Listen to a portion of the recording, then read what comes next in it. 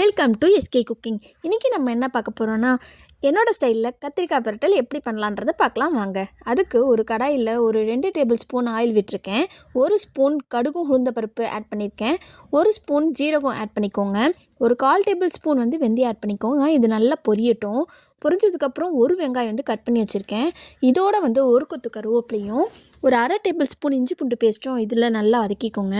ஒரு தக்காளி, பெரிய தக்காளி சைஸ் எடுத்துக்கோங்க. இதை கட் பண்ணி அதில் போட்டிருக்கேன். இப்போ தேவையான அளவு உப்பு போட்டுக்கோங்க. இது நல்லா வதங்கட்டும். இதோடய நம்ம கட் பண்ணி வச்சுருக்க கத்திரிக்காயையும் ஆட் பண்ணிக்கோங்க. இப்போ சிம்லேயே வச்சுக்கோங்க. சிம்மில் மூடி போட்டு ஒரு 5 நிமிஷம் கழித்து எடுத்து பாருங்கள்.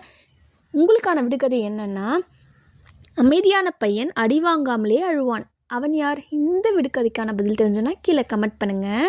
தக்காளி நல்லா தண்ணி விட்டு வந்துருச்சுங்க. இந்த ஸ்டேஜில் 1 ஸ்பூன் மிளகுத்தூளும் 1 ஸ்பூன் மிளகாத்தூளும் ஒரு 1/4 டேபிள் ஸ்பூன் மஞ்சத்தூளும் ஒரு 1/4 டேபிள் ஸ்பூன் பெருங்காயத்தூளும் ஆட் பண்ணியிருக்கேன்.